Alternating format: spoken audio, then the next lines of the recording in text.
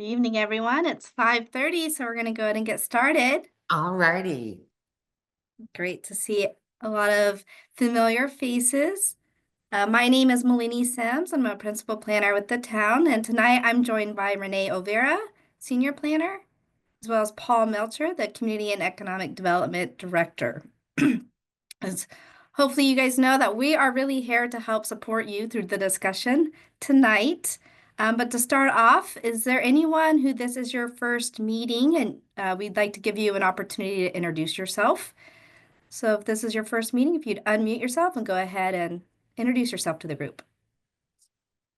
Hi, my name is David Morris. This is my first meeting. Great. Well, thanks for joining us, David. Um, So for tonight, I just have a really brief presentation, then we'll get right into the discussion. But especially if you weren't at the last meeting, even if this isn't your first one, but you happen to miss the last meeting, there's still an opportunity for you to add your ideas through the discussion this evening. So just give me one moment.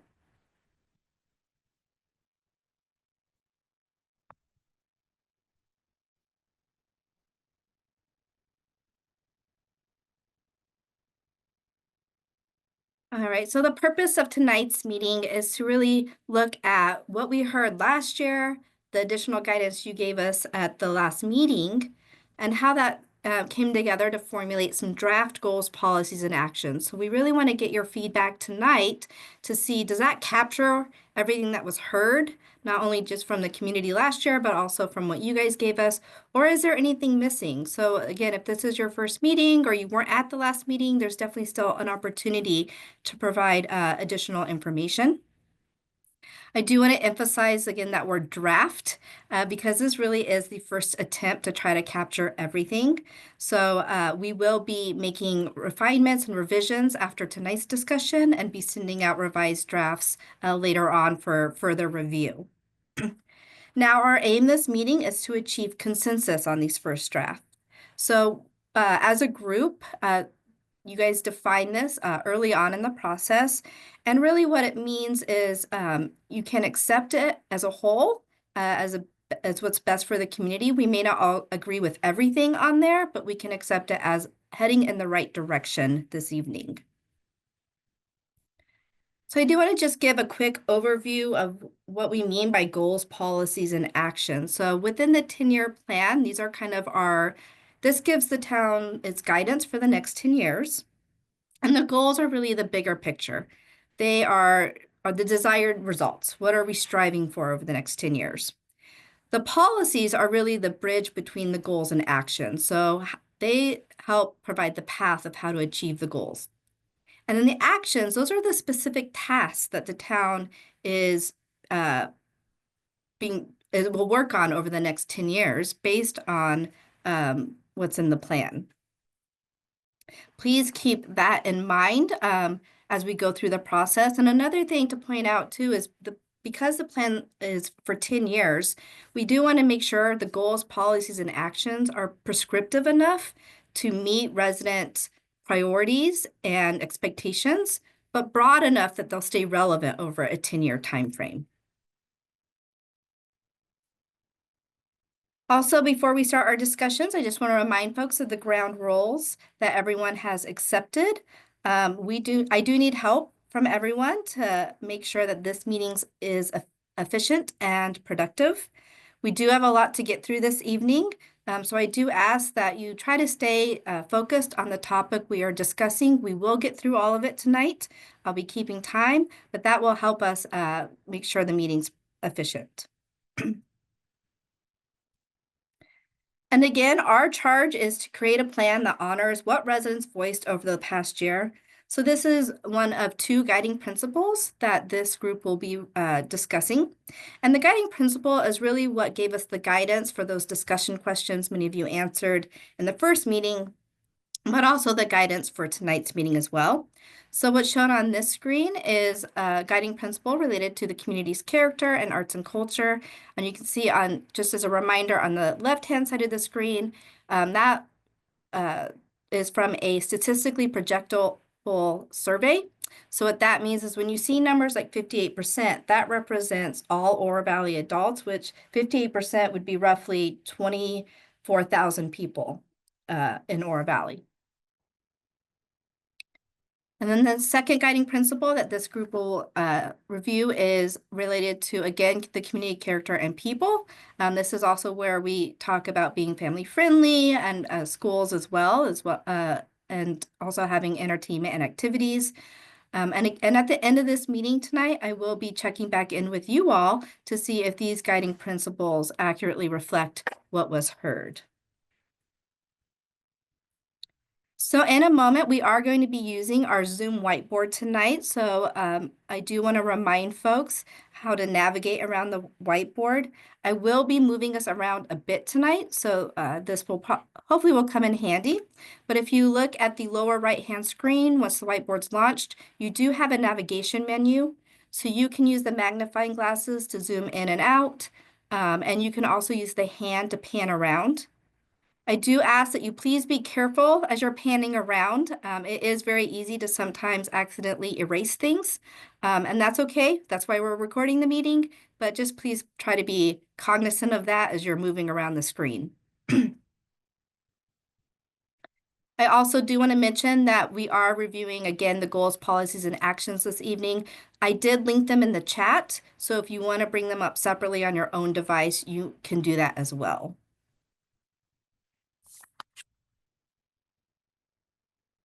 So just give me one moment and I'll launch our whiteboard for tonight.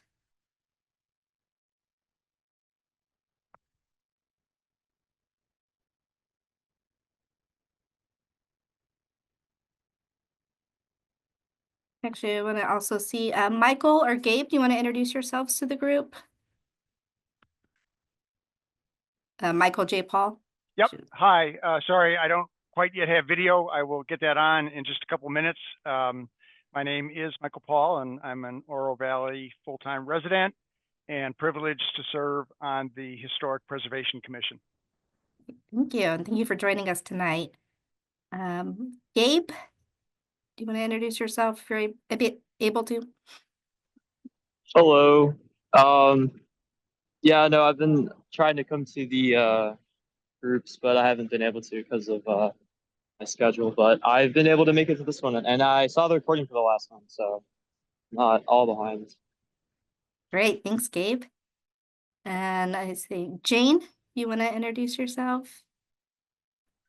Hi, I'm Jane Shurtleff, and I belong to the Oro Valley Rotary, and I'm an active user of Parks and Rec, particularly the community center Awesome. and Great. the golf courses and the bike paths. Great, thank you. And we will definitely be getting a lot more into parks, recreation, and trails next month. So perfect timing for joining. Thank you.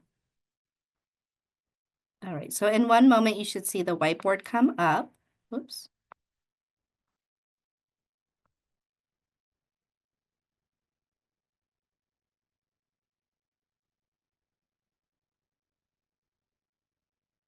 All right, so again, I know the view is really small. I just want to quickly go over where we're headed tonight, and then I will zoom in for folks.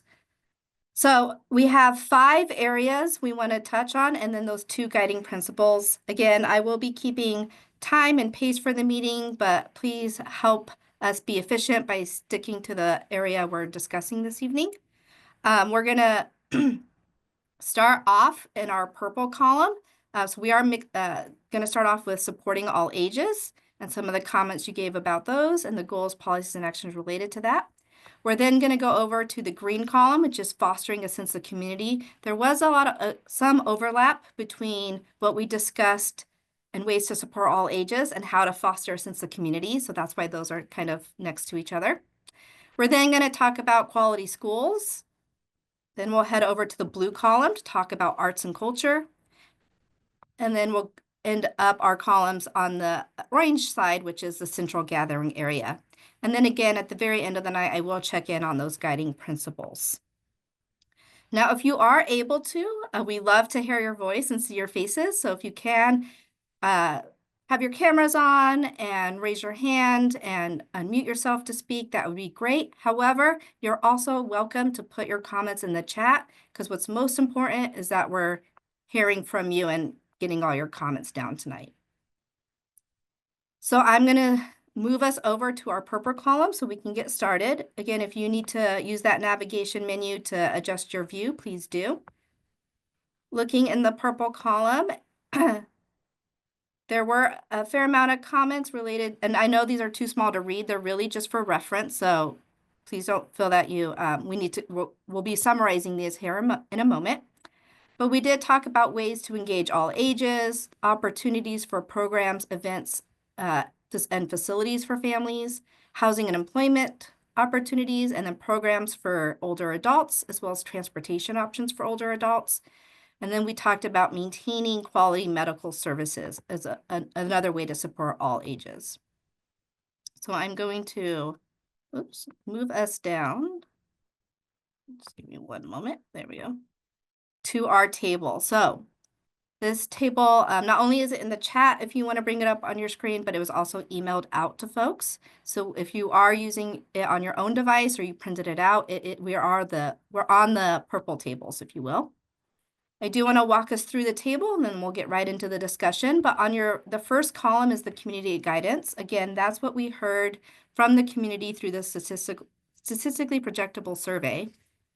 I've only said that like 10 times and I still stumble over it every single time. And what we heard was that the majority of the community does want Oro Valley to be known as a family-friendly community, and there also is a want for more entertainment and activities. Now, the purple column, this summarizes all those notes that you just saw above the chart. And the focus for the conversation last time was about how to engage the community in different age groups, having, again, programs and events, and then also the programs and events and transportation options for older adults, as well as housing. So let's start off, though, with our general engagement column. So our focus tonight are the columns highlighted in yellow, the actions, policies, and goals. Everything else is for reference. And I'll give you all a moment to read through this. But our questions are, do these draft actions, policies, and goals reflect what was heard and what was provided at the last meeting? But also, is anything missing, or does anything need to be clarified so to make sure that it will meet resident priorities? So I want to take a moment to focus on just A1 through A3, as well as the working policies and goals associated with that. So give everybody a moment to read, and then when you're ready, please go ahead and raise your hand if you want to have a comment.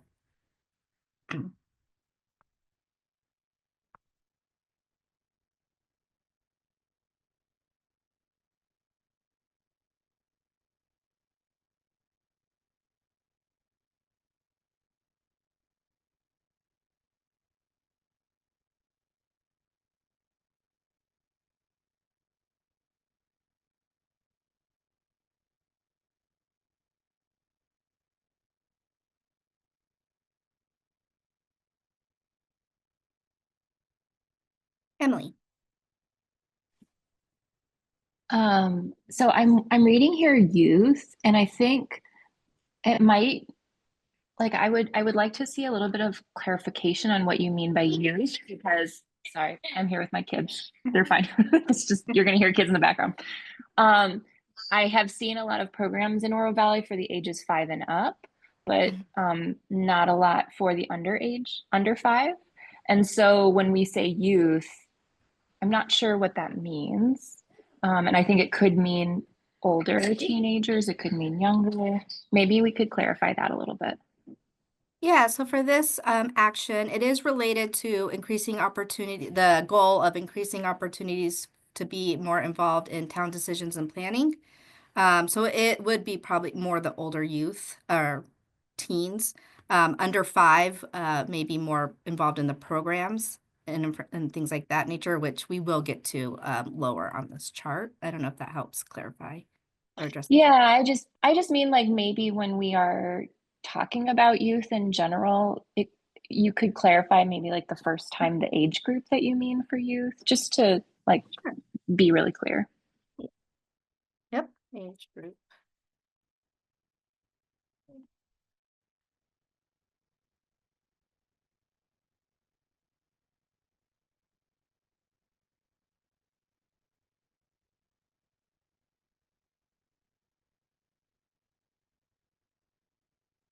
It looks like, oh, Rosa?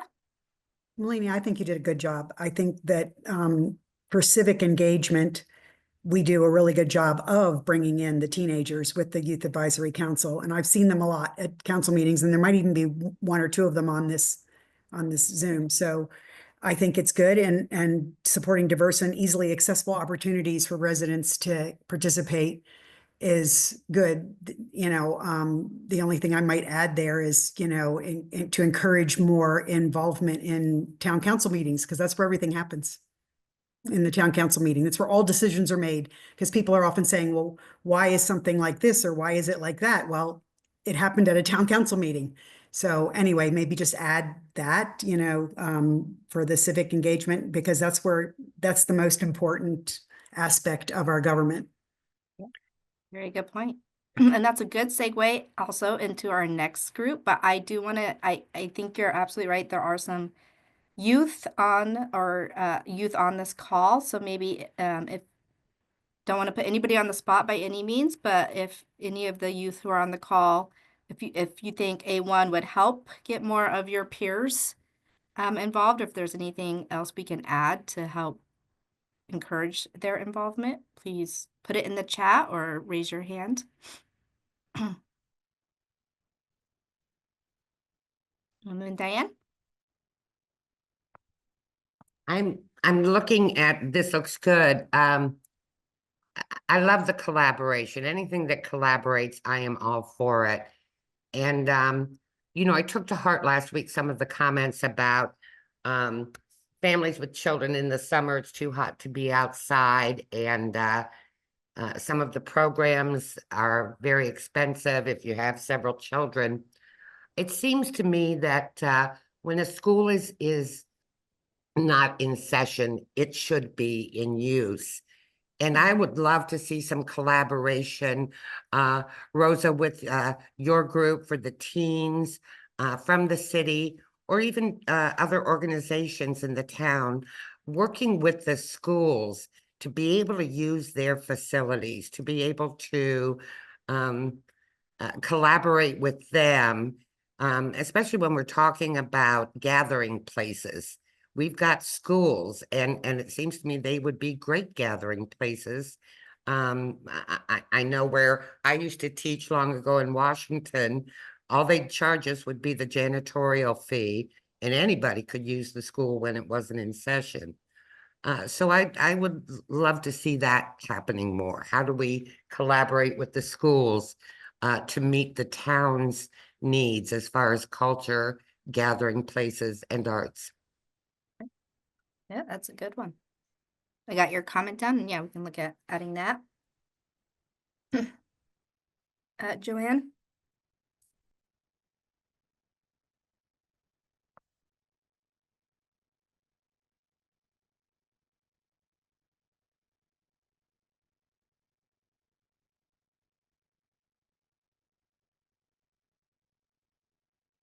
Nope. I don't know. Oh, I see.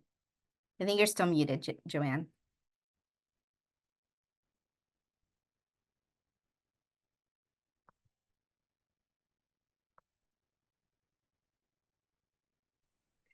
Okay, sorry, I couldn't remember how to unmute. So mine is just like a question for my knowledge. How do the high school kids sign up for the Youth Advisory Council? Well, is there anybody from the Youth Advisory Council online? Maybe they can. Maris, do you mind answering how you go about getting on the Youth Advisory Council? Hello. I actually finished my application for the YAC yesterday and submitted it. It's on the website. the application. Okay, great. The Oro Valley, the town website? If you just search up Oro Valley Youth Advisory Council, they have a website dedicated to the council. Okay. I guess the reason why I'm asking too is we said about collaborating with the schools. Is it anywhere, do we do that in the schools where they have a presentation for the Youth Advisory Council? For those that, I mean, if you don't know it exists, you can't search for it, I guess is my Maybe, point. yeah, maybe it needs to be not only continue the Youth Advisory Council, but promote as well. Yes, yes. And appreciate the information, Maris. Could I? Malini, Yes. can I make a comment, please? Sure. One moment, just one moment. I just want to make sure. Joanne, did you have any additional comments? No, I'm good. I'm good. Okay. Dick, if you want to go ahead, and then Emily will go Well, back to you. I don't want to come off as the pompous old guy who's got all the answers to everything, because I don't. And I can't help the pompous. But the other thing I would comment on about the schools, we used to have the symphony on a regular basis every year for 10 years over at CDO High School. We used to do the art promotion projects within the kids at CDO High School, and they were tremendous. We had poster contests with the high schools where the kids would draw a poster for a contest supporting something. And I'll never forget the story of one of the kids who won a $500 prize, who is now the head of an art and promotional marketing firm in New York with a high six-figure income. And it all started with a poster. So there is that value. It's tremendous value.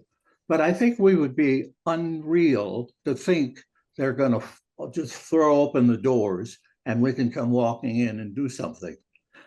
We have to have a very senior-oriented, when I say senior, I mean top of the line, oriented program for the children, and the teachers have to be heavily involved and they have to be supportive. Right now, we have a program that are going on within the high schools where the kids will draw up and we'll put projects on windows in the various empty stores around the town. So yes, I agree with the premise that we should be doing more, but it is not an easy course. And it is something you have to work at and be totally organized and maybe even a little politically connected. Great, thank you, Dick. And we will get definitely more into working with schools in a couple columns. So I got the comment down, but we can definitely talk about that more here in a moment. Let's go to Emily and then Sharon. Okay, well, mine's a little bit connected to school stuff. So I was just going to add that the curriculum right now has almost, I believe it's a senior level class where they take government. And I know as a teacher who taught high school that any government teacher would be happy to work with the town government on something like that with their students. So I'm just going to put that out there. Yep, that's great. Thank you. And it's funny you say that because that was for even OB's Path Forward, our way into schools was to contact the government classes. Sharon? Yeah, I just wanted to add in, first of all, the engaging the youth council is exceedingly powerful. And I had that experience in Surprise, and our council worked directly through the mayor's office, actually, worked directly with the Youth Advisory Council. And it was all about fostering and developing new leaders. And today, I'm proud to say that 2 of the members of the council that were on there when I was there are now on the city council. And they're making a huge difference.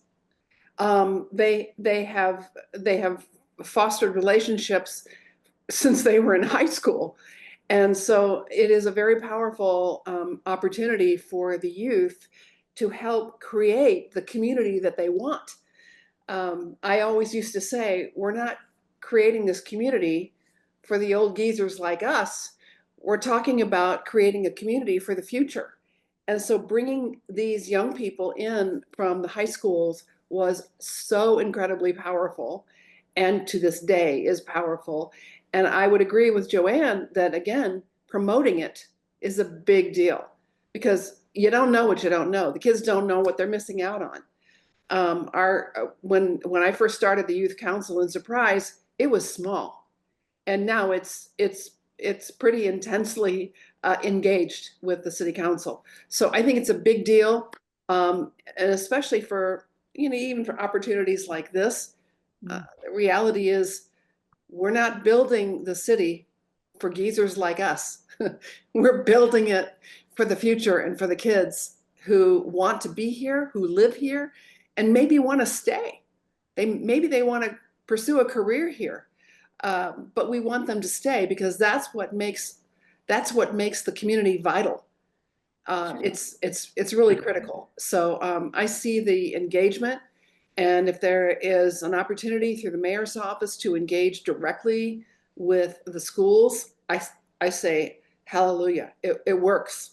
It would work very, very well for the community of Oro Valley. Great, thank you, Sharon. Let's go to Devin, and then Diane will go back to you. I know this. I think you have to turn yours down. Good talk. Sorry. I know this sounds really weird, and I think Emily brought it up last week about Naranja Park and not being able to use it. Oro Valley last year planted 50 trees in honor of our 50th year. And I'm wondering, was there given any thought to put them in Naranja? And if not, that's okay, it's done. I know nothing about plants, but at this late stage, can trees be dug up and moved? I'm just thinking shade in Naranja would probably be a good thing. And I know this is a 10-year plan, so we got 10 years for them to grow. Sure. So we will definitely talk more about specific for parks in April. And that's when also our parks director will be in the meetings. So she'll know those answers. I do believe some of the trees were put in Naranja, but I don't know specifics. And so I do know we get into it a little bit here when we talked about programs, the community center and parks, but I think we'll definitely have more of those detailed conversations next month, and then you'll have the staff available to answer the question too. So. Okay, and then one more thing with what Emily just said about government and schools and stuff. Y'all probably need to know that you've got a really incredible organization, the Oro Valley Historical Society, that would be happy to talk about history to anybody in the schools. So just keep that in mind. Great. Thank you, Devin. All right, we'll go to Diane, and then I'll move us on. Because again, we'll talk about school partnerships here in a moment. I just wanted to reiterate how important I think it is to collaborate and thinking of everybody in Oro Valley. Oro Valley very much is for old geezers like us, because that's where everybody hopefully ends up. And keep in mind, it is the old geezers like us who do a lot of the volunteer work. We're the ones you're going to come to when it's time to actually do these action plans. Think about the God bless our veterans memorial there. I think it's the oldest living person in Oro Valley, Dick, might be that that got that done. So yes, I care about the youth. I care about the men, the women, the teens, but do not discount the seniors who are a large part of this and are going to get a lot of the work done. Think everybody. Yeah. And we do have, so you're absolutely correct. And, you know, A2 and A3 also get all ages. So your A1 is youth focused, but A2, A3 is aiming to get at all ages. And then there's even more about different age groups as we continue on. So absolutely. All right, I am going to move us on, and then Sharon. If I may, just real quickly, Diane, I just wanted to say, please don't accept my comments about old geezers, because I'm one of them. I'm one of us. That it is something that we have to find the balance, and it is people like us who have the time right now to do the work and to volunteer and to make things happen. But it's fostering the youth engagement that I'm focused on, I'm passionate about, because we have to be ready to pass a baton. And we have to also show them how valuable we are as old geezers. We can do the work, and we need to work together. So that please don't be offended by my commentary about old geezers. I'm proud to be one. Oh, I'm not offended. I'm proud of it too. I just want to thank everybody. Okay, cool. Thank you both. And so now we're moving on to B1. It's kind of similar to the rest of those, but there was and actually the Naranjo Park example that you brought up, Devin, was a good point. Last time we did discuss how sometimes certain or not all ages are included in decision making, and as Rosa said, you know, not everybody's showing up, able to show up, or sometimes not at board, commission, or council meetings when these decisions are happening. So then you're not sure why a decision was made. So B tries to get at that in the policy with regards to it's kind of, again, the guidance for the town of making sure that those who typically are underrepresented represented at those meetings, like parents, working professional, and youth, are kept in mind during the decision making. And then B1 aims to get to some of the discussion last time about, when Naranjo Park went in and other things go on, and, you know, certain groups could have been very helpful in helping planning that as the users, but weren't involved. And so that's what we're trying to capture with B1 is making sure it's not just, and I think Emily, you brought this up, the current formats may not work.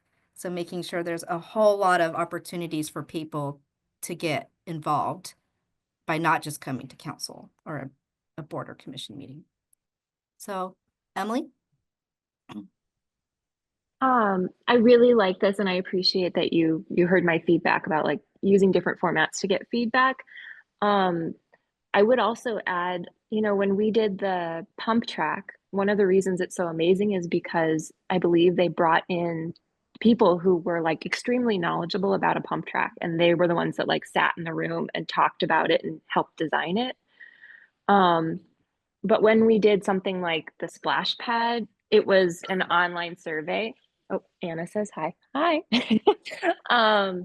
And so, you know, like, who were the people that participated in that survey? You know, probably just the people who saw it online. Like, was that really people who were going to use the splash pad? Maybe some of them, but maybe not all of them. And so I would say, like, is there a way we could add in like specific stakeholders to be consulted when we're designing something to be used by them? For any project, like if you're going to make a playground, sit in a room with moms and talk about a playground, or if you're going to design a golf course, sit in a room and talk with golfers about your golf course. You know, like actually talk to the people who are going to use it, not just like everybody. Yeah, no, that's a really good point. Yep, we can definitely see if we can weave it in B1, or maybe it's a separate one, but we can, that's a very good point. Okay, other comments on B1 and B? I'm going to move us down, but if you think of something, you can always raise your hand, and I'm happy to go back up. Okay, so the C's, and I know I'm showing you more than the Cs, but the Cs are starting to get into how to support a intergenerational community, so all ages. We did talk about programs and options for families. I will say C1 and C2 definitely I expect to be expanded upon greatly during the parks and recreation meetings. But we did want to get something there now. But if you all feel that we need to expand on it more even now during this meeting, we can. But I just wanted to let you know that we expect these to grow in those meetings as well.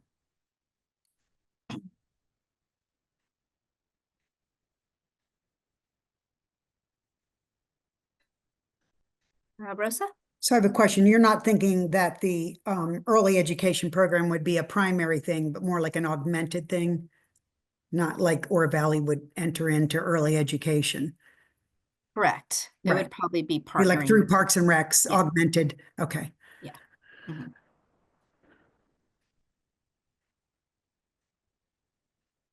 And Emily?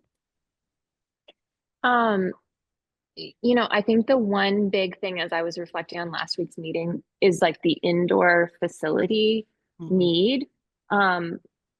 As we are getting hotter and hotter, like just the safety of kids being on playgrounds outside or in pools outside, like it just, the outside aspect in the summer here is just not safe. And so I know you put indoor facility options for children, but I almost want it to be its own thing. Like I truly feel like we would benefit so greatly from an indoor playground, as many cities around Arizona are starting to create, or an indoor space similar to a playground that is open. I know there's like a pickleball club coming to the marketplace, I believe. So something like that is indoors. And again, I know it's there, but I think it just might be more, it might just need to be its own standalone because it is really important. Well, maybe let me ask the group this too, because you brought up a good example, the pickleball.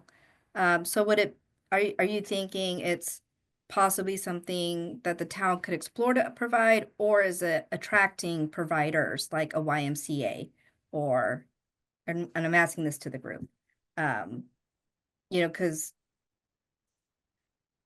that's brings up two different things, right? If it's something the town's funding and providing versus we're trying to attract partners to offer that, or maybe it's both. So we'll go Joanne and then Rosa. Oh, sorry.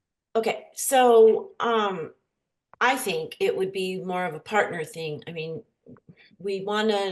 somebody said, I forgot tonight, somebody said about using people that know what they're doing instead of us having to take longer to figure out how to do this. We should bring in people that already have been successful doing it, maybe somewhere else.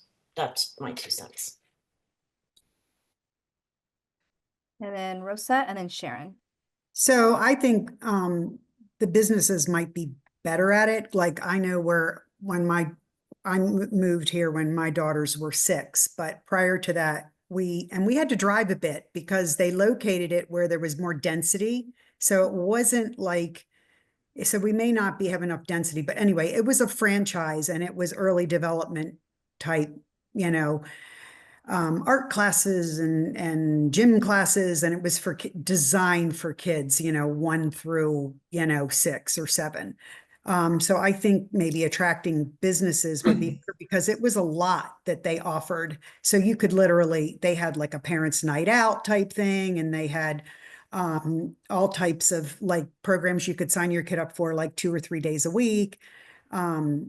Because with kids, it doesn't do you any good to have something you can go to once a week. You need to be able to keep them active, like, especially under 5. So, I would say both, maybe the town could do some things indoors at the community center and dedicate some space to the younger members of the community. And then also maybe the economic development, people can look into seeing what kind of franchises they might be able to attract, even if it's on like the lower part of Oro Valley, you know what I mean? Like you know, more where, or it could be more located where more people could get to it. But I think both, you know, because I truly struggled when my kids were young to find things for them to do here, and especially in the summer. Rosa, Sharon, and then Emily. Yeah, I've had experience with folks with a number of communities in the valley, down in the valley, who have attracted private for-profit entities who come in and they do like trampolines, a lot of basketball courts, gymnastics, a number of different physical activities for kids, and they're open 7 days a week. So again, we have a density issue, probably, but it's something that we should keep in mind as something that that our kids might find, our families might find helpful. But again, it is a private for-profit entity, and back to Emily's comments last or 2 weeks ago, what can we do to kind of fill in the spaces until we're big enough to attract that kind of a private for-profit by filling in those spaces in our community centers? Yeah. So there's a transition period here that we're going to have to think about, and that is something that I'm concerned about. But again, I think long term, Rosa, you're right. We have to try to grow ourselves into that place where we can attract that kind of a facility, and we'll get there eventually, no doubt. But in the meantime, I just don't want to be leaving those families out in the cold until we get there, because we're shooting ourselves in the foot. Yep. No, thank you. I do think in this scenario, though, they might be left out in the heat. There But we go. you're right. Point taken. Emily, and then I think Paul had something to add as well to the conversation.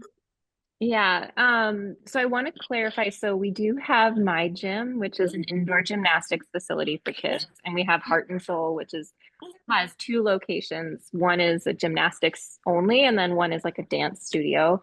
Both are great. I guess what I'm referring more to is like an actual playground that is inside, because when you're a parent, like I can take my kids to classes, and there are classes, they're expensive, and also like it's a lot of work to take your kids to a class. Parents go to a playground because they want to let their kids play, because it's free, because it's active, and it promotes activity. In the summer in Oro Valley, you cannot let your kids outside, like unless they're in some sort of water. And even if they're in the water, Anna says hi, even if they're in the water, like they can't be out there that long. So, you know, like if we want a healthy, active community in these age groups, there needs to be a free place for people to take their kids to play, like everywhere else in the country has, but we are too hot to have. And so that for that reason, I would say that like Oro Valley needs to be the one to build this. And like I've seen, goodness, she just flip off the couch. She's okay. Like I've seen in other cities, they literally just put a place set inside of an indoor space, and it's exact same thing. It's just inside where it's not hot, where they're not in the direct sunlight. And that would be such a benefit to young families. Great. Thank you. And I did get your comment. Paul, did you have something to add? Yes, thank you, Malini. I was just going to recommend to the group that as they consider this, that it doesn't fit in the typical economic development recruitment paradigm, that it is much more suited for a community development concept. I think that there is certainly a significant benefit of looking at Boys and Girls Club or looking at the community centers, but I wanted to keep that maybe more global in terms of however the final wording, so that we don't get so specific saying the economic development or parks, if there's some kind of development along those lines to keep those options open. But I maybe a little bit selfishly didn't want it to fall into an economic development realm. That would be kind of a tough ask in terms of recruiting something that specific. Great. Thanks, Paul. Yeah, and we'll work on the wording of it. Great discussion. Appreciate the additional guidance. And so when you see the revised one come out, we'll will be in there. And like I said, I think we'll also definitely want it on the board for the parks discussion too, so we could continue it in April. Okay. So I'm going to move us down to the next ones, which we could do some of these together. So we did talk about needing housing and employment opportunities to attract families and workforce, specifically for affordable housing, and then also having employment opportunities specifically for the youth or young adults. When we looked at supporting older adults, it was making sure that seniors are staying active and have the opportunities to do so, as well as socialize.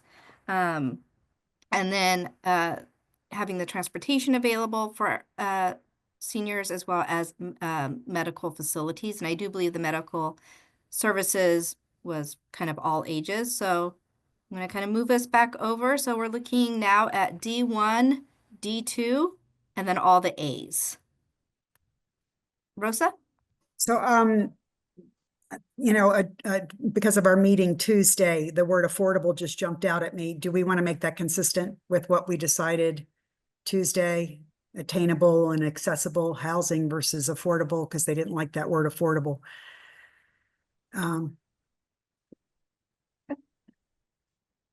So yeah, I do think so, and maybe that's a question for the group. So as Rosa's very eloquently pointing out, that some of these groups, there's a lot of overlap. And so in our housing group, this one, the D1 definitely comes from what we talked about with our housing group in terms of affordable. No, it was just tourism. It was yeah, no, it was hold Tuesday. on. Yeah, so in our housing group, we did talk about affordable.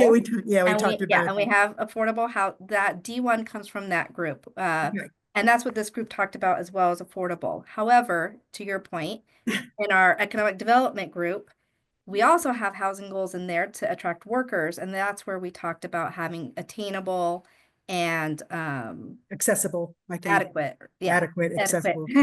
Yeah. Housing. And so I guess, yes, to Rosa's question, does this group think the term affordable works better to attract families and workforce, or should it be affordable or attainable? I think the comment, Melanie, was that, and I forgot who made the comment, but the comment was that tends to trigger people in Oro Valley, thinking that the housing is going to be Section 8 housing. Sure. And because it's not defined, it just says affordable. And so that's why they said that they felt it should be changed so that it doesn't trigger anyone. It still means the same thing, that you can attain it and, it's accessible and, available and all those words. But anyway, I'll shut up now. But that was the comment. I kind of never saw it that way, but I think that might be a correct assumption. Yep. No, I appreciate it, Rosa. And no, you are summarizing. Just so everybody knows, Rosa goes to as many of these meetings as I do. So she is summarizing very well, considering as many as she goes to as well. So yeah, for the group, for this group, do you think affordable is appropriate, or should we look at the language there? And so we're going to go to Jane. We haven't heard from you yet. Yeah, so I have experience working with affordable housing, particularly Habitat for Humanity. It does trigger a certain level of housing, demarcation that may be misunderstood. And so if you are not doing, Section 8 or other levels of affordable housing, then I wouldn't use that word. Okay. Attainable, well, that's all relative, isn't it? And sometimes I'll go down La Choya and see some of this housing that actually looks like it could be Habitat for Humanity housing, and the price tag is astronomical when you see it, advertised. So I'm sorry, I'm not coming up with a better word, but I think it does need to be thought through and maybe even, focus grouped, because I think you need to have a term that when people hear it, they're like, yep, I know exactly what that means.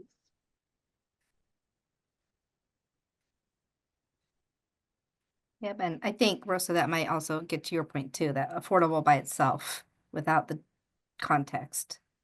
Let's go to Joanne, then Sharon. Okay, so actually I just have a question. In that section, what exactly are we trying to achieve? What are we trying to say? I mean, because I agree with the affordable housing, to me means that we are trying to go down the road like Jane said, Section 8 or whatever it is. So what is it that we are actually trying to achieve in D1? Yeah, so some of the conversation, and I think, Rosa, you may be the only one here that was in the housing conversation. We did talk about affordable not being Section 8, and that's why in D1, the first point, we did try to attach it to making sure it does reflect Oro Valley's higher income. So affordable can definitely be customized. And what we talked about in that group was it does need to be at a higher income level to reflect our median income, but also focus more on different housing types. And one reason, and not that we still have to use the word affordable, but one reason affordable is in here is because this is the first time Oro Valley's 10-year plan has to address affordable housing. The state requires us to have policies about affordable housing. Now, to Rosa's point, though, and everybody else's, that doesn't mean this bullet specifically needs to say affordable. We can work on the wording there to kind of try to define it better, so it's clear of what was. So it better reflects, I think, what I'm hearing from you guys in the conversations, even with the other groups. Right, because for me, affordable and higher income doesn't match. Sure. Yep. Okay. All right. I just thought, Good I just point, want to make yeah. sure I'm not looking at it different from everybody else. Okay. Okay, and so I think it was Sharon next, and then Michael, we'll go to you. Okay, so I think what I maybe I'm assuming, but okay, I'll assume that not wanting to focus on words like Section 8, what we're really looking at is trying to find housing or to have provide housing for the workforce, people who are still in the workforce that are not retired but are workforce, because we're trying to attract businesses and we're trying to attract developers who would focus on housing that would support that workforce that are here locating and working at businesses here in Oro Valley. So, you know, I understand and am frustrated by how we get totally wound up in words like affordable and workforce. But I think workforce is a good positive word because that's what we all support. We support people being able to get a good job, support their families, and you know, be an incredibly important part of balancing our communities. Besides having housing for people who are in executive positions, if they're still working, or if they're retired and they can afford a certain level of housing. I think we've done a pretty good job as a community handling the higher end. That's obvious. But again, if you want to continue to bring in businesses that that are high-end businesses that can go into our industrial workforce park, we need to have housing that matches. And so, again, there's any number of workforce housing definitions I think that we could use, and we could certainly hone in on it. Thank you, Sharon. I think it was Michael next, sorry. Thanks, Melanie. And yeah, I'm just, Sharon really sort of hit the nail on the head for me. I think, again, I don't want to spend a lot of time trying to work out the exact wording here, but I think the workforce is a good possibility. But my main comment really was, yeah, different housing types. We need higher density. The town needs to accept and encourage higher density housing. And that, and several people have talked about density in terms of amenities and providing enough of a population to take advantage of those amenities, support them, assuming they're for profit. So to me, those go hand in hand. So I like workforce, nice suggestion. And yes, I agree, Malini, with what you said, different types of housing. Thanks. Great, thank you. And I do want to let everyone know that, and that's a great point, Michael. So yeah, we will definitely, as staff, you guys gave it a good of direction. And as Rosa pointed out, we've gotten similar direction from other groups. So we'll look at the wording more. We don't have to find the magic word tonight by any means. I do want to let you know that other groups the housing group also did talk about increasing or needing more middle housing. So that's your townhomes, your condos, your patio homes, duplexes. And they also talked about higher density housing. So we will, I'll be happy to share all that information's online. If you go to OV Path Forward and you go to the housing page, you can see their draft goals as well. But we will. Oh, and thank you, Jane, for putting the comment in the chat. You're welcome, because I think trying to describe it rather than call it, one name is better. You don't need to find one word. Just describe what everybody's talking about in simple language. Yeah. All right. So Rosa, if you want to. Yeah, I'll just add real quick. You might want just rephrase it to say that a plan that clearly defines, where are we? Methods of making home ownership, a plan that clearly defines home ownership or allows home ownership to be accessible to all buyers in Oro Valley's higher income ranges, or in Oro Valley's income ranges. So you could work that accessible in there that way, just making it more, because I just looked up affordable housing and that's their definition, making it accessible, home ownership accessible. So that's where accessible came from the other night, probably. So I had to. Thank you. Yeah, and we'll, like I said, yeah, we'll definitely look at the wording and then compare it also to what we've heard from other groups.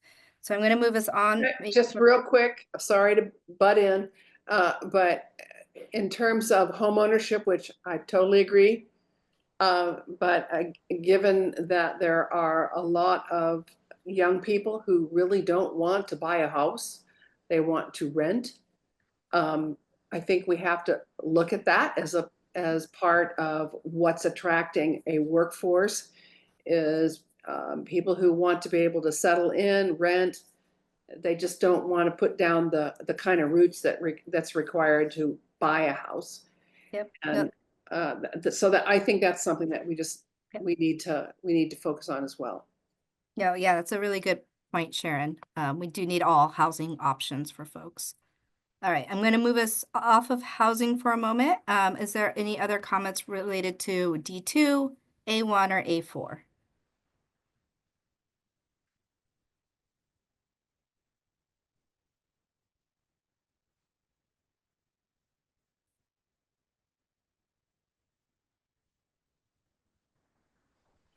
I have a question. Sure. About the Oro Valley Hospital Services. Mm-hmm.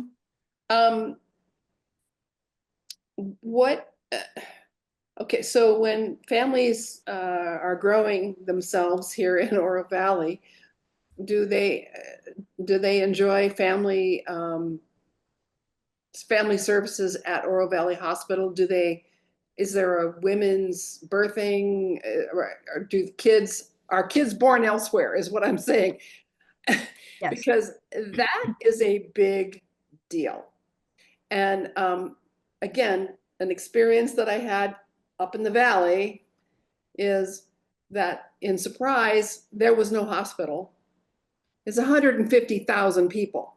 There was no hospital. And so where were the kids born that lived in Surprise? They were born in Sun City West. So that's what's on their birth certificate, was Sun City West. And how did that hospital manage to make that happen? They knew that they were really servicing a retirement community, and they were failing.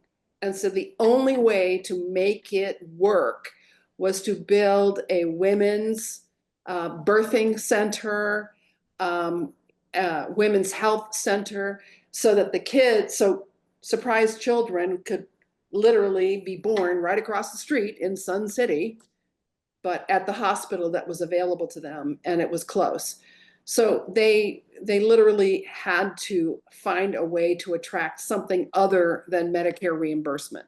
And that was a big deal. Sure. So I'm not 100% sure, Sharon, but I would, so for A4, that's why we kept it broad, right?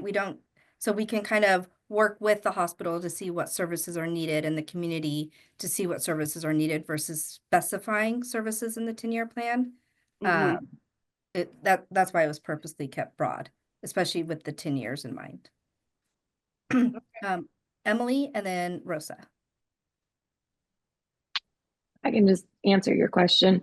There's no births happening at Oro Valley Hospital. They transferred to Northwest because Northwest and Oro Valley are owned by the same company. So it wouldn't make sense for them to have birthing centers in two places. So if you want to give birth, the closest to Oro Valley, you're going to Northwest. Most people go to TMC or Banner. And nobody takes their kids to Oro Valley Hospital. They take their kids to Banner or TMC. So thanks, Emily. There's your answer. Yeah. And you do ask maybe that we kind of rate, I'm going to ask that we all raise the conversation a little bit, not to specific services, just with the mind of this, that this needs to stay relevant over 10 years. Great question though. And thank you, Emily, for providing a response. But Rosa, did you have? Yeah, so Oro Valley Hospital doesn't have pediatrics because pediatrics is a money loser. You don't make money in pediatrics. So it's even lost some of the older, people service, like they lost their cardiac cath unit. Sure. It's kind of a frustration because if you have a pediatric emergency, the Golder Ranch, ambulance is required to take you to the closest hospital, which is Banner. So that is an issue, but I don't know that the facilitate word is the correct word there because I don't know that you can facilitate it. I think the only thing you could do is maybe explore it, but it's been like that for 18 years. And I doubt that the hospital will change, just because it would be great to have, a hospital that serviced children. So the facilitate would be my only suggestion. Just if you have to have it, if that's part of like a state requirement, I would just make it a little bit more broad even than what you've already made it because, but you don't find these things out until you have an emergency. And then you find out, I actually got in the ambulance with the ambulance driver and I said, why did we pass Oro Valley Hospital? He goes, ma'am, I can't take your daughter there. There's no pediatric emergency. I'm like, what? And I was new here and I'm like, oh my God, where did I move? Like there's no hospital, but it was fine. He went really fast and we were there in like 10 minutes, so anyway. Yeah, no, appreciate it. So I got to move us on. We still have 4 columns to go. So I just want to check in with the group though.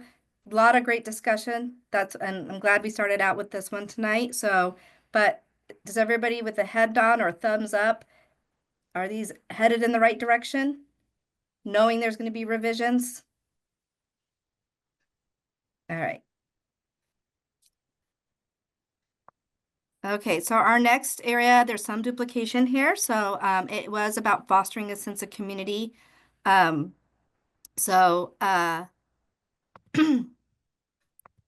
Looking at how we foster a sense of community, a lot of the conversation was about outreach and engagement and then events and programs. So in efforts of time, I am going to skip the first row because we did just talk about these. And we will make the same changes that you had in the previous discussion here as well. But these were really, even the comments under this were very similar to the comments previously. So I do want to bump us down to events and programs. Of course, though, if you thought of something new for the first row, please raise your hand or put it in the chat. Most importantly, we want to get your comments. But looking at B, so this was about events and programs, and this is another one that I do think will even get further direction from the Parks group as too. But if you guys have additional ideas, please take a moment, read through the B's and C's, and then B and C, and then raise your hand if you have a comment, if you think anything needs to be added, clarified, etc.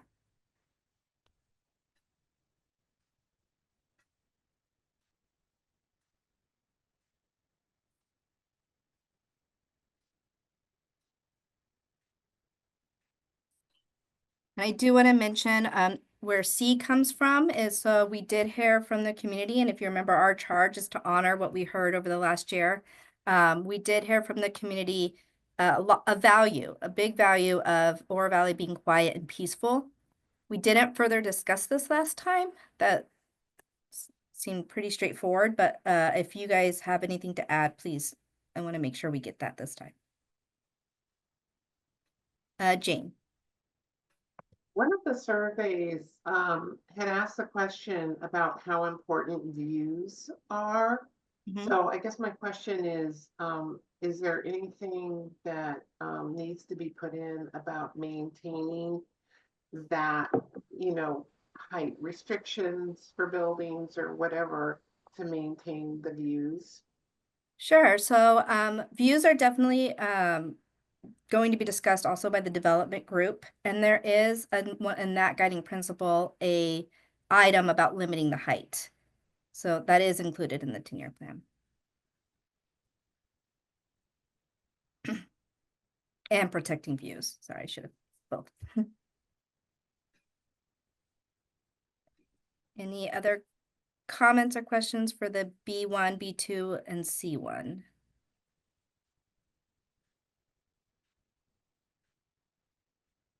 See, some people are still reading, so I'm going to give it a moment.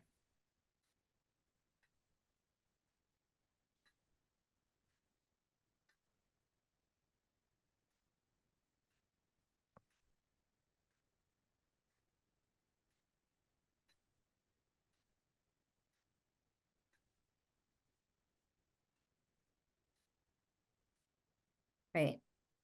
So these ones, again, a lot of them will update as you discussed previously, but are we good to move on to the next one, next group? Okay. So the next group was focused on quality schools and education. And this is definitely where we had a lot of good conversation about making sure we have enough schools, adequate schools, but also the partnership opportunities. And I appreciate Devin and Diane bringing up partnerships with arts and Dick with arts as well as the Historical Society. So on the first one, it's making sure what we heard last year was that 79% of Oro Valley, 90% of Oro Valley residents think it should be known for its quality schools. From your guys' guidance, we did hear that we should be promoting and maintaining our existing schools and then making sure, again, that there's enough schools as the demographics evolve. We also talked about partnerships with schools and grant funding. So our working actions under these, we can talk about them all at once. I do want to mention in A1, that's more about marketing, not just to attract schools, but just marketing all the great things that Oro Valley has to attract businesses, workers, and families. And then A2 is making sure we have, again, we're always keeping an eye on how many schools we need and if there's capacity issues. A3 and 4 are about the partnerships and volunteers. And then I do want to mention for grant funding, I did check with our legal department. So the town cannot legally issue grants to schools. But what we heard last time was there does need to be support for mental health, safety services, arts, etc. So A5 touches at least on the safety and mental health aspect of by continuing the SRO program. But again, if there's things we need to add to these, please raise your hand. I also want to ask for A1, we did have a comment in a previous group. We've discussed this one before with other groups who they wanted to add retirees and seasonal residents to A1. So I guess my question to you folks is, the reasoning they were left out was to put more focus on attracting families and young professionals. Whereas, so maybe we can definitely add retirees and seasonal residents to this one, or maybe it needs to be separate, but that was just the reasoning. So I'd like to also hear your thoughts on that. Rosa? So, in looking at this now, the one thing I do hear a lot is, I think we talked about this, that there maybe needs to be reevaluation to see if there's enough population of children to warrant a middle school. It's the missing thing. It was supposed to be over there off of Moore Loop, but the amphitheater gave the property back to Vistoso Partners. And there isn't right now a plan for a middle school. And I know that's one thing that a lot of parents talk about, because right now the only option is, well, there's some private options now, but the only public option is Catalina. So I don't know if that needs to, explore the possibility of getting a middle school or attracting a middle school or whatever in Oro Valley, because I know that's one thing that is missing. And then the education part for adults, you mean continuing education? Is that what you mean by that? Continuing education program for older, where we say market Oro Valley for quality of life, exceptional education? I mean, adding continuing education to that? Well, I guess that's a question for the group. So for families, they want to just know about the schools. So I know Right. some people do move here just because of the schools. So it may be both, to your point. Right. But anyway, I think the middle school is the big thing that I hear a lot, that we don't have a middle school.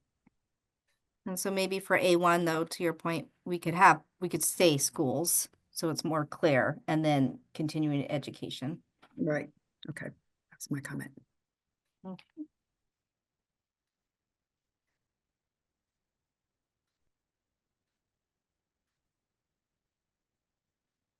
And Joanne? I thought we did have a middle school. It's with Wilson. Isn't Wilson a K through 8 school? So I think that's where our middle schoolers go.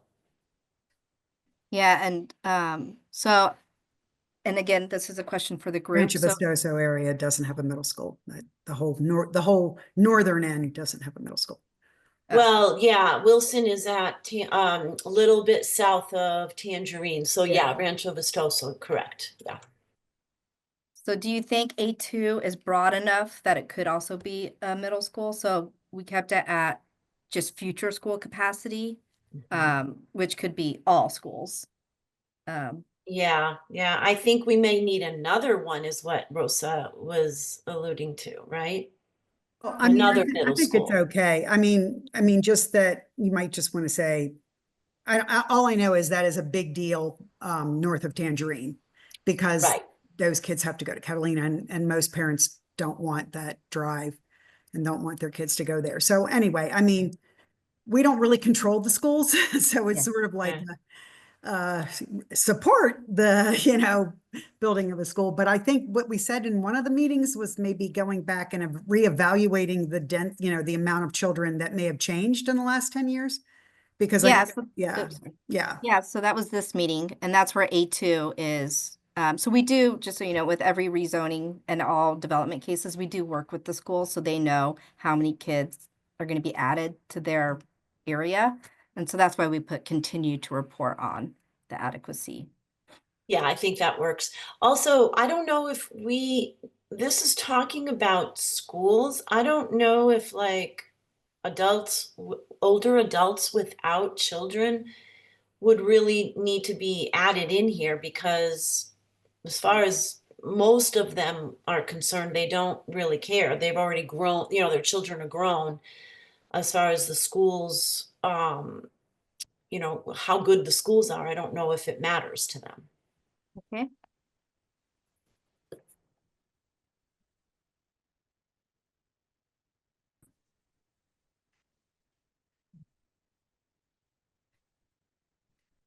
Other comments about schools, or are we okay to move on for now? And we will capture, so I know Dick and Diane and Devin, you talked about partnerships for the school, so we'll add those over here as well. So appreciate it. Okay, our next category is, does everybody accept that the last two are headed in the right direction with the changes we discussed? All right. So the next section is arts and culture. A lot of good discussion here. What we focused on is an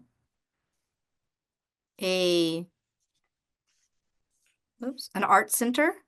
So we did talk about having an arts and culture center, the partnerships with various entities to promote arts and culture, tours, events, and festivals, promoting our what we already have existing, and then making sure there's more focus on the arts.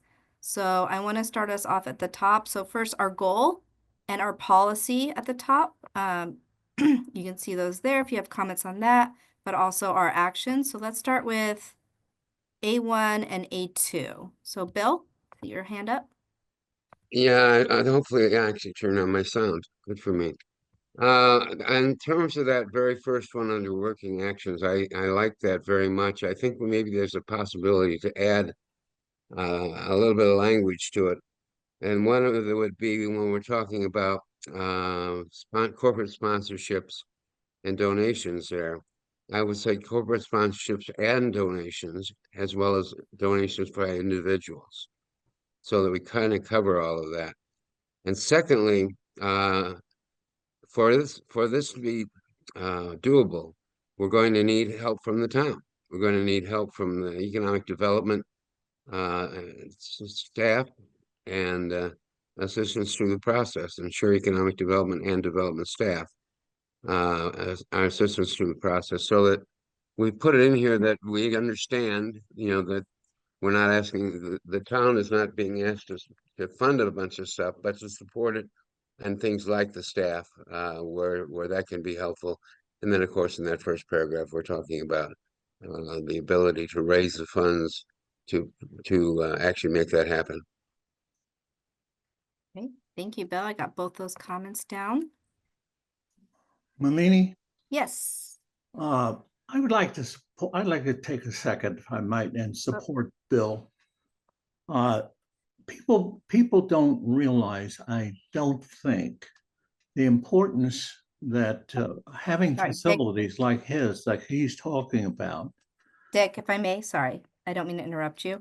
If I may, I think somebody accidentally was using the board and deleted our tables. If you can all check in the lower left-hand corner, you have an undo looking arrow. If everybody would click that, we can get them back. If not, don't worry about it. We will bring them up.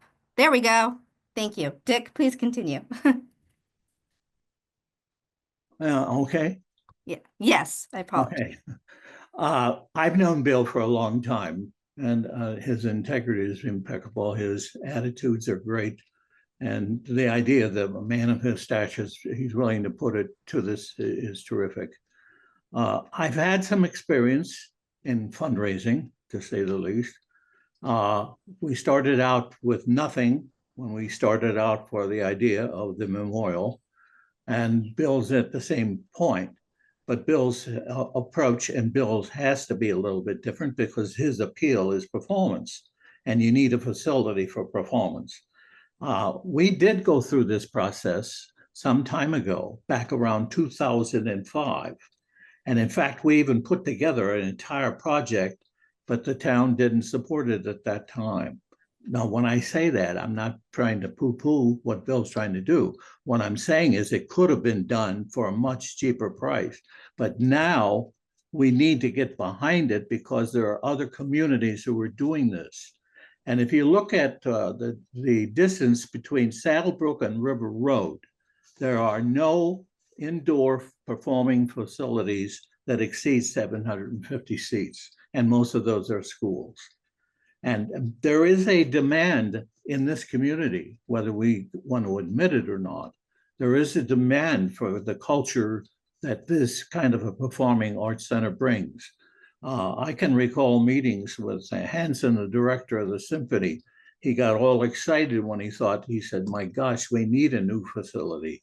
He was willing at that time, he was going to move the symphony out to the Oro Valley. And that's not an untrue statement. So when Bill talks about this type of thing, it's an all-encompassing thing. It has an effect on kids, it has an effect on older people. And it's an amazing thing that he's doing. And he's got a long, hard battle, but I know he can pull it off. Because I just feel it within my bones. Good luck to you, Bill. Thanks, Dick. Okay, any other comments on A1 or A2?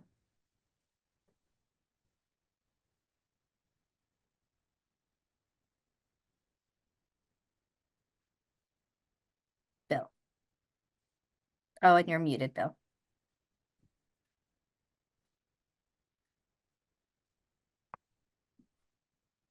Oh, Bill, you're on mute still? Sorry.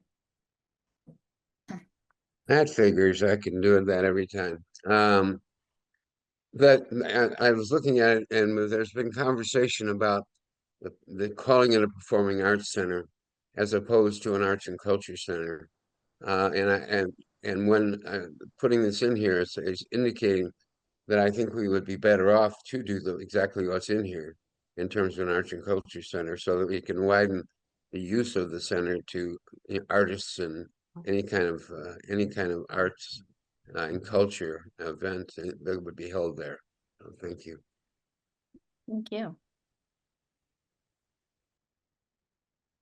And then Diane? I agree. I even like the term humanities center. I think the broader you make things like this, the more people you attract to give the money and to do the work.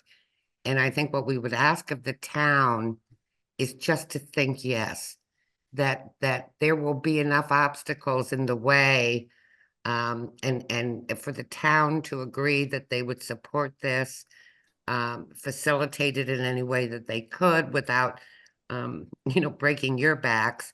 But I think all sorts of volunteers are going to come out of the woodwork for this. All sorts of companies are going to want to sponsor it. And it's something like this that really makes us a destination place. It isn't the box stores. It isn't the pickleball courts. It's something like this that people will come out of their grids all over the city and other cities for this. And for a 10-year plan, I think if you just say yes at the start, it could happen. If you just keep having meetings on it and nobody wants to commit to it from the town, 10 years from now, we will still be talking about doing this. So I'd like to get to yes on this. Great, thank you. And then Gabe? Yeah, can you hear me?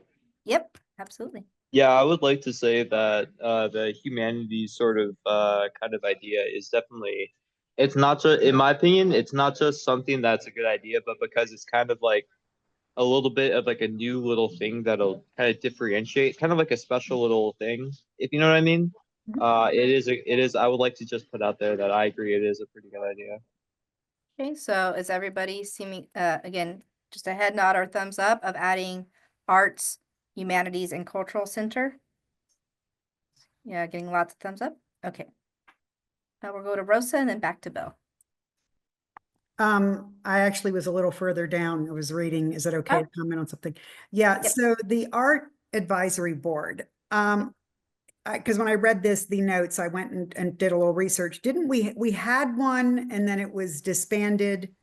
And so we need a little bit more clarification on what this would do, because some of this stuff is reviewed in planning and zoning. Like, for example, if there's a public art aspect to a development, I think that's reviewed now in planning and zoning. So we need a little bit more definition of what this would be. Like there's like the proposal for a piece of public art that is associated with development would go through planning and zoning. So, well, yeah, so a little context. So the bullet points try to clarify a little bit of their scope. I would want to caution us of creating the board scope in the 10-year plan, because I think that could be also, I mean, too far. I hear you though, we need some specificity. So it could be, so you're right, there used to be an arts review board, and they did review our proposals. They all went to them. That then in turn turned into what was called our CDRB board. Yeah. And they reviewed them, and then that in turn got folded into commission. However, that doesn't mean that as part of this, the art proposals could go back to a separate board. There's no mandate they have to be reviewed by commission. It could go to an arts advisory board. And also that would also include public art proposals. So the art you see along roads and everything. And then we also tried to add in that they would, from what I heard last time, they would also look at programs and events and other opportunities to promote art. So not just reviewing proposals. But Dick, maybe if you want to add, you are on all the boards. So Melanie, may I comment further? yeah. Rosa, that's an excellent point that you raised, and there is some confusion over it. I date back to the earliest times to, if you forgive me, I've been at this for 34 years, and I was involved with the beginnings of the Arts Advisory Board in the first place. And what happened was this. I asked, when I say we asked the town, because the state Arizona Commission on the Arts offered to do what they called a cultural assessment, where they sent people in and they went around the whole town. At that time, it was about 5,000 or 6,000 people. And they would knock on doors and talk to people about the idea of a arts advisory board, et cetera, and all the other things related to art and performing arts. And they spent almost 8 months of that. And that whole, there were 3 of them. And they produced a report. And it was a report that was very thorough, very complete. They brought in other towns like Tempe. They brought in Scottsdale and compared them with what we could do if we followed their precepts. So that was a very important thing. We still have a copy of that, by the way. And in their recommendations was start not only an arts advisory board, but start a 1% for public art. That came out of that assessment. Then they also recommended that we start a non-profit organization to raise funds for the arts. That came out of it. And that was very unusual for a town of our size. But I think that was an advantage. When you're small in size, you can do things more dramatically and more quickly than you can when, say, well, we are 50,000. And you've got more people to convince, you've got people who are opposed, you got people who are for. But we had no problem whatsoever getting it into the general plan. And for the first time in 1996, the general plan included an arts and cultural section. Up to that time, the state didn't require it. But because we put it in, everybody else started jumping on the bandwagon, and now you find an arts and cultural section in the general plans as you go forward. So what we did, and I'm sorry for dragging this on, but forgive me, but what we did in 1997, this is a year later, we were able to form a nonprofit arts group. And we were also able to provide a 1% public art demand for all commercial construction, all public construction of public parks, et cetera, and not on housing, just commercial. And that has been a tremendous success. It has over, I think the last time I heard, it was well over 250 pieces of art that are around. We started art tours. The art tours are back now, and there is a booming success. So there is an element out there of our society that has this need, and the children have a need for this type of thing. One thing we were able to do was to get the symphony to come out and use each instrument of the orchestra And they would work with the kids, and especially at Catalina School, they were very eager about it. So was CDO High School, where they would take every instrument and work with the students in that regard. And it was a huge success. I could go on, but I think what I'm trying to tell you is we don't have to reinvent the wheel. The reason we don't have anything going today is we're dependent on outside activities. We need to control our own destiny. And the only way we can control our own destiny is to have some kind of art commission, art advisory board, if you will. And it doesn't have to be a dogmatic group. It's just a group that monitors and sees that whatever is going on in public art is done properly. I could go on, but forgive me. And I would, just to mimic what Dick said just quickly, is that is one board that always had people wanting to be on it. So it always had a lot of interest. Yeah. For sure.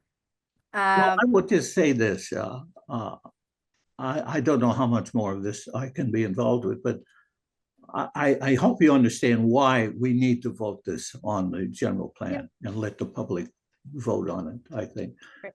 And I'd be willing to work on that big time. Thanks, Dick. Bill?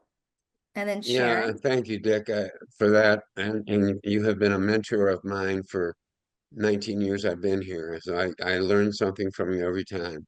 You are a walking encyclopedia of Oro Valley.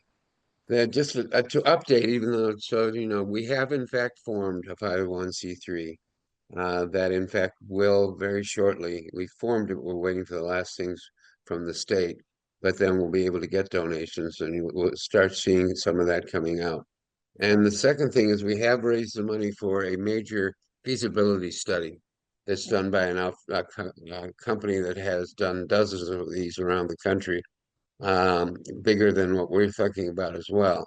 So we have it, we've got that funded, and we'll be able to start doing that shortly. So anybody's thinking, is this real? Are we moving? We are. We've done a lot of the homework, and now we're able to go. So any of you who want to help or want to be involved, please let me know. Thank you. Thanks, Bill. So maybe just quickly, not to look at the whole chart yet, but Maya's looking thumbs up, head nod. Everybody's good with keeping the Arts Advisory Board and the Arts, Cultural, and Humanities Society. So I think we're good to keep those in. So I do want to take a moment before we have Sharon, before we go to you, is especially for anyone who hasn't had a chance to speak yet, or if this is your first meeting or first time, you weren't at the last meeting. Is there anything that you see that you think we should be adding or anything, or do you have any questions about why things are on here? You talking to me? No, just anyone who is wasn't at the last meeting or joining or hasn't had an opportunity to speak yet. I want to make sure we're getting everybody. So please raise your hand or put it in the chat. All right, and then Sharon, if you want to go ahead.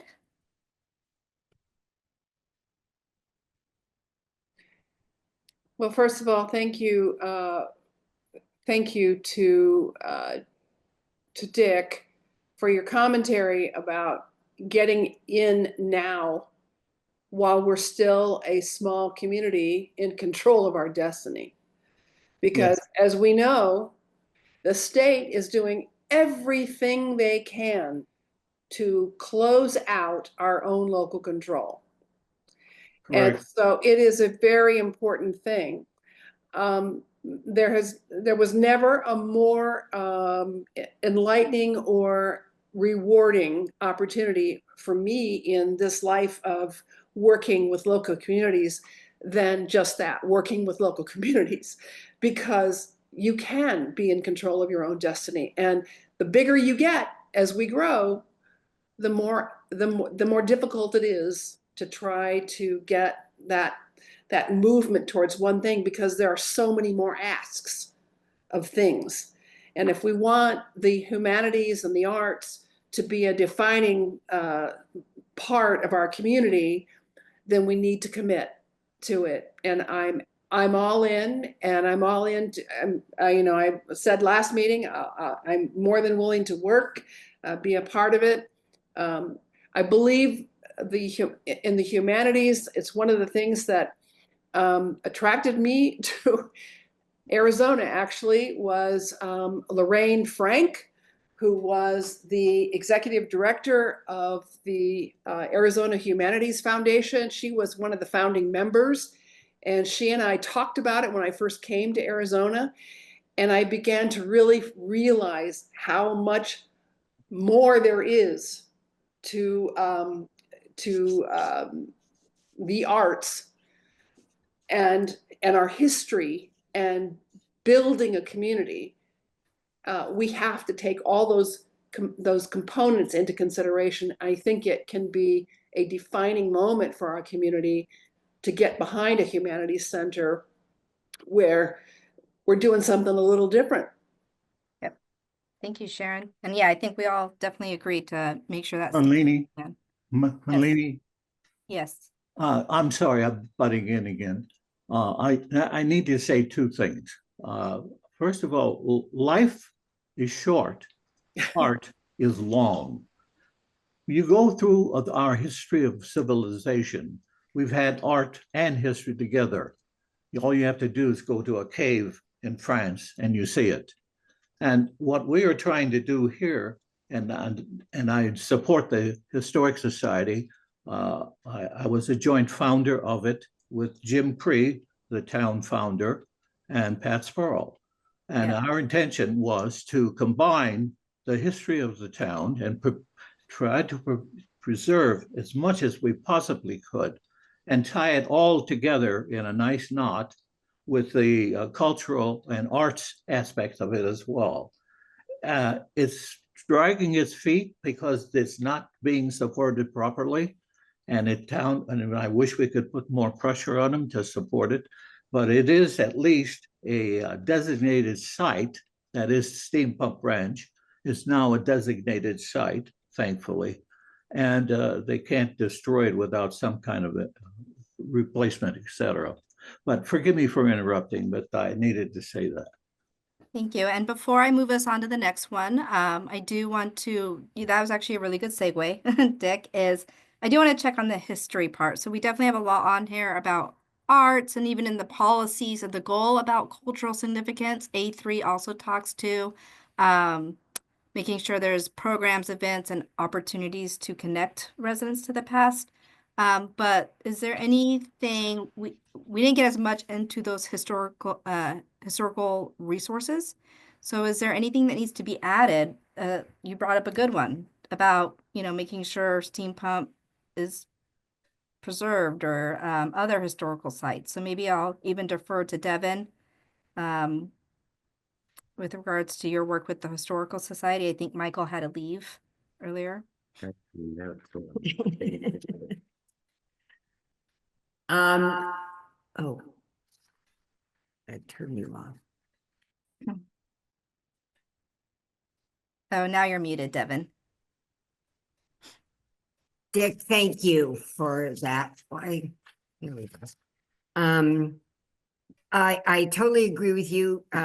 That should never have been a possibility that become another shopping center. I am delighted that the town is working to figure out a way to get the Proctor Lieber House into something that's a possible use for the Historical Society, but also the community to be able to go in there and see, how people lived in the 1930s up to 2007. It was very cool. We've talked, to schools. We've talked to retirement communities. We've had Cub Scouts come visit us. People need to know that Steam Pump Ranch is the first place that a non-indigenous or non-native person lived in Oro Valley, and to visit Steam Pump Ranch, the Push House Museum. There is a lot of history there that you probably don't know, and we'd love to share it with you. But I think it's important that we keep the perspective in. We need to keep that the historic designation and not make it into something that it's not. It is not good for, you know, a little shopping center, as some people have talked. We could do astronomy down there. We can do plein air down there. We can, you know, the town does wonderful things down there, obviously with the farmer's market, but music comes in there. So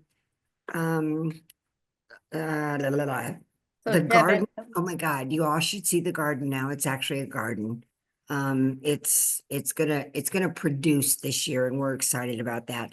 So yes, we definitely want to be a part of the community. And Dick, I kind of agree with you. It would be fun to have more support from the town. so Devin, so maybe I'm trying to make actions from what you said. So what I'm hearing is maybe there should be some actions added to the plan about keeping the historic designation for Steampunk Ranch, but also promoting it more and maybe expanding programs there. Is that? Yeah, I found out through another source that the Rotary Taste of Oro Valley is going to be there in April. And I mean, it's actually going to be right there. Yeah. And we had to call them to say, we'd like to participate. So why we weren't not consulted, but just share that information so that we can promote the history of our community. So maybe also, and this is for the group, if we add a action about maybe coordinating more with the Oro Valley Historical Society, sounds like is a need. Okay. Yes. Yeah. That'd be awesome. Okay.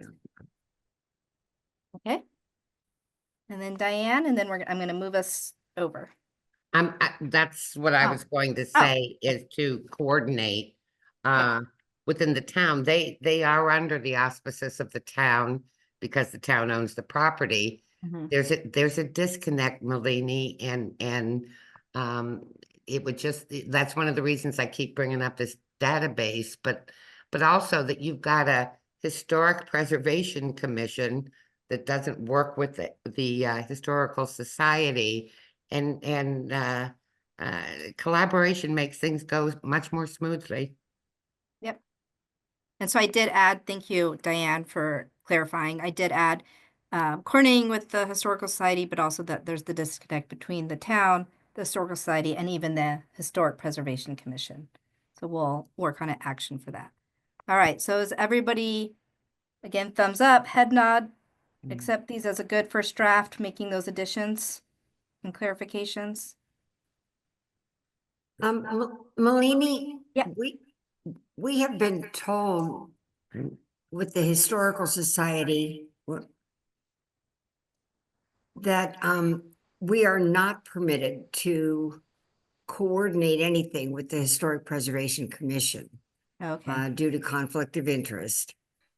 We can report to them and tell them what's going on with us.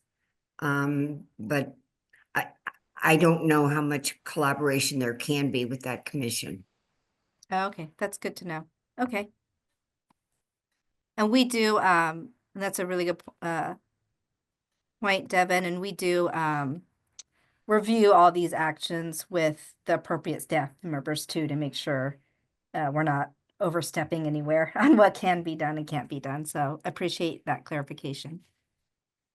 Okay, so I'm going to move us over to our last section, which is the central gathering area. So there's a lot of good conversation about what factors and qualities are needed in a central gathering area. That it was walkable, accessible.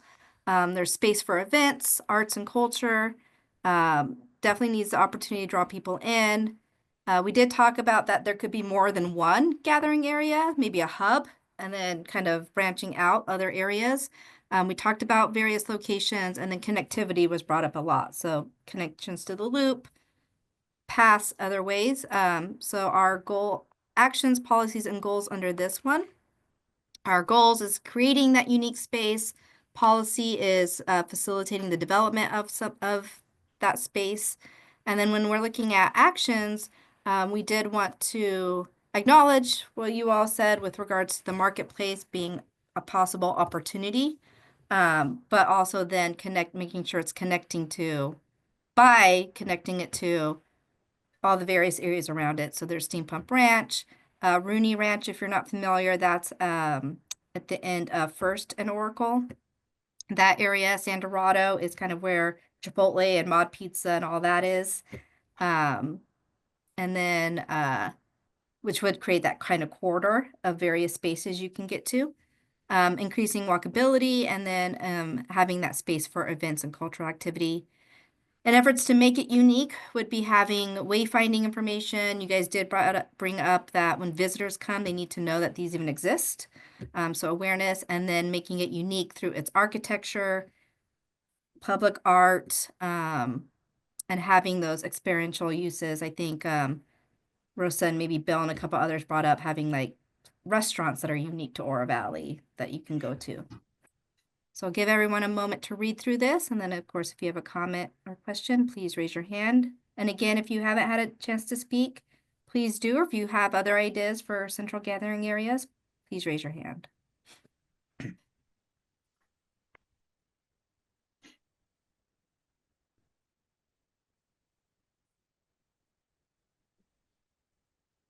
Shannon.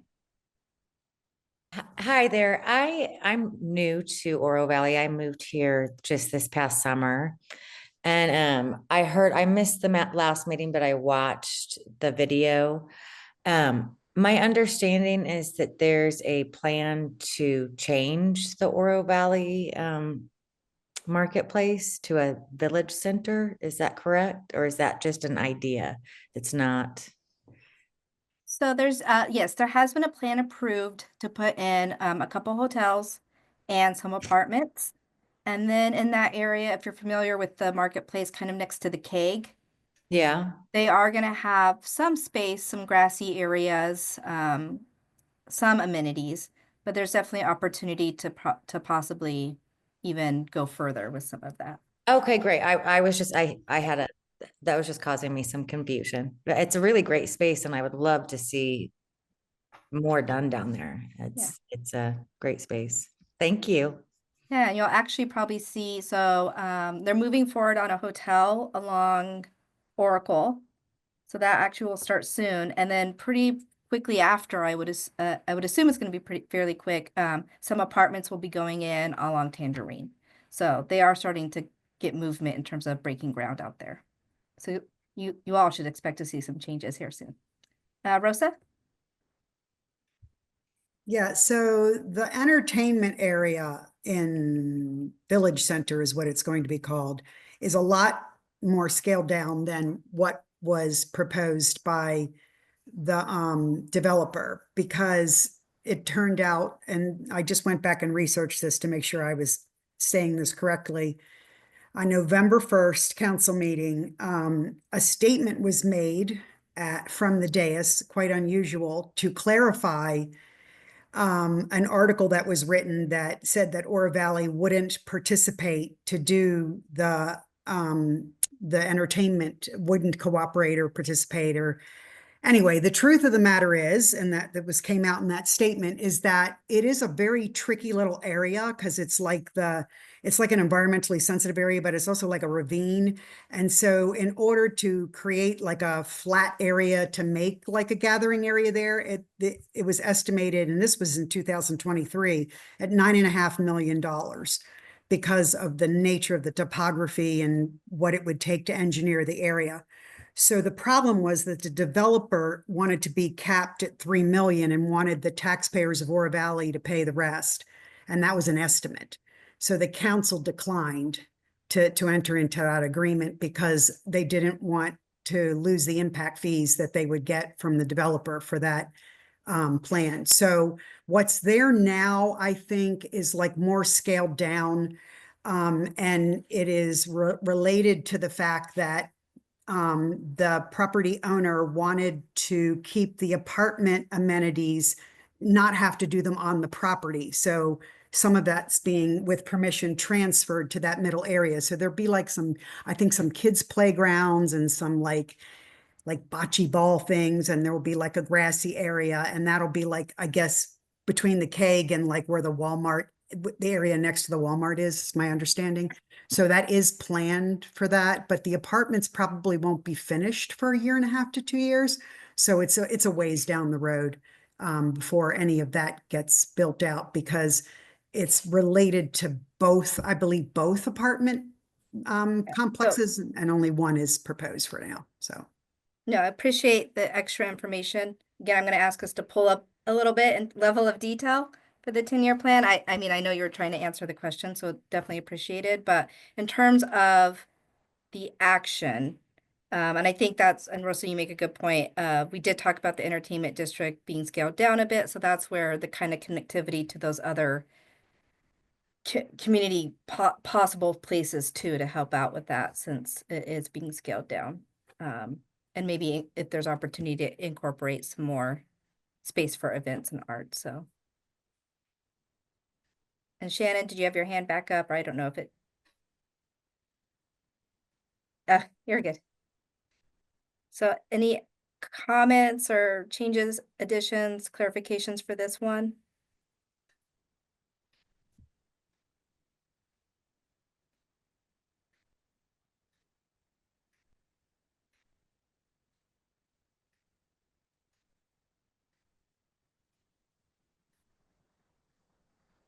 And I guess maybe that's a question too with Rosa's comment. You know, she is right that the entertainment district is scaled down and there's limited you can do in Oro Valley Marketplace. Is everybody still feeling that that should be the hub? Yeah, I'm seeing head nods. Okay. All right, so are we good to move on? Does everybody accept that this one's headed in the right direction? Okay. So in the last couple minutes, I do want to again look at the guiding principles. There are 2 for this group. So the first one looks at the character of Oro Valley. And it looks like the comment, there was a comment on this one, and I want to ask the group. So again, the left-hand side of this is what we heard from the community last year. And then the right-hand side was our attempt to capture what we heard. I do want to remind folks, we do want to make sure we continue to honor what we heard last year. But there might still be opportunity to add or to add to this to make sure it also captures what you guys talked about. And one question for the group that, and again, I apologize, I don't know where the comment went, but there was a question of if in that first bullet where it says promote a friendly, kind, and neighborly feel, if the word small town should be in there. Now, I will say small town is in our current plan. That can mean a lot of different things to a lot of different people. Sometimes small town can be focused more on development and growth. I think in this instance, people were thinking small town in terms of that sense of neighborly feel and community. That's what we were hearing last year, at least at events. So I want to just pitch that to the group. That was a question that came up, if small town should be added to that first bullet point.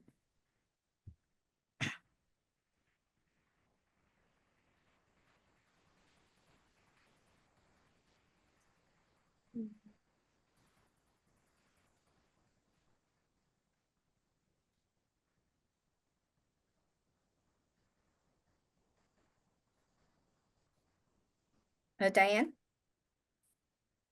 Oh, and you're muted, Diane. I'm not finding that, but I just Googled small town and that says 5,000 to 20,000 people constitutes a small town. We are a bit bigger, yeah. And so that's that's from staff's point of view, honestly, that's why we didn't put it, because it can definitely mean so many different things to different people. Now I will say last year we did hear some people that that's what they valued, was the small town feel, the community feel of being a small town. But again, it's your plan. Want to pitch it out to you guys and see what you think. Sharon? Gilbert, likes to call itself a town, a small town. I don't know what the population of Gilbert is, but I bet it's a whole lot bigger than we are. And so they're marketing it that way. And so it's something that's worth thinking about because they've done really well. 275,000 people. It's done really well marketing themselves as that small town feel. But I guess long term, we have to decide if we've already, well, at least for the next 10 years, we have to think about if what we've described in this friendly, kind, neighborly feel, unique character really gets to what we're talking about. So I'm okay with, you know, small town character or unique small town character, or somehow blending those terms so that it's something that's attractive, but it's not something that's going to detract from our opportunity. Put it in chat. Yep, and thank you, Sharon. That's a much more eloquent way of asking the question. So yeah, that's the heart of the question, right? Is does friendly, kind, and neighborly feel get at that intent, or does the word small town need to be added to help? So, Rosa? I think a lot of people like the idea of small town. I don't know, small is right, but we're a town. We're not a city. And I think people enjoy the fact that we are a town. And I think that's where all that friendly, kind, and neighborly kind of language comes from. We're not like a big city. And I often hear people say, well, the city should do this and the city should do that. And I mutter under my breath, we're not a city, we're a town. And that's why we do things differently. And there's so much community input here, you know, so much more community input. So if we could work town in there, like a friendly town feel, yeah, you know, because, you know, some people, you know, don't, you know, want to grow and that's all good. But I looked it up and a town can be up to 50,000 and we're almost 50,000. Yeah. So I don't know. I think people like the fact that Oro Valley feels like a town and not a city. So that's a very good clarification. So would everybody, and I can think that, and Sharon, please correct me if I'm wrong, that might also address your comment too, of if we add town in to that. Absolutely. I think that helps define it, you know. We're not small, Right. we're you know, we're mid-size.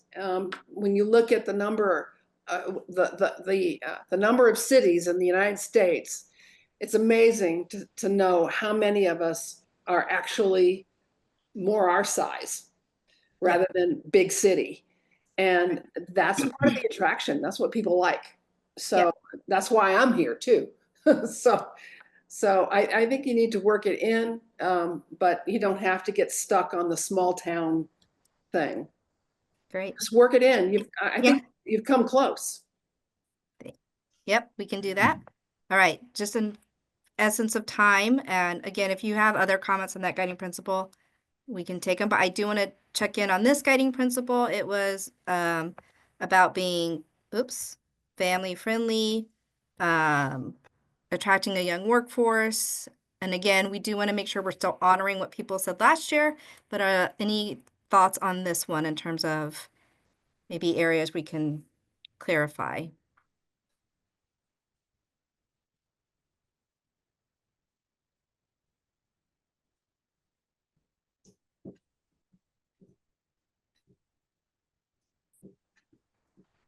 Okay. Looks like most people are done reading. So does everybody accept these two guiding principles and knowing that we're working the word town is good to move forward? At least for this draft. Again, we'll be sending everything out again. All right, well, that was just in the nick of time. I always promise to end us on time. And so I want to thank you all. We got through so much tonight. Really appreciate it. Just quickly, your next meeting, your next set of meetings is going to be about parks, recreation, and trails. And that will start April 10th. So Thursday, April 10th. And then there will be another one April 24th. So want to thank everyone and hope you have a good night. Thank you. Good night.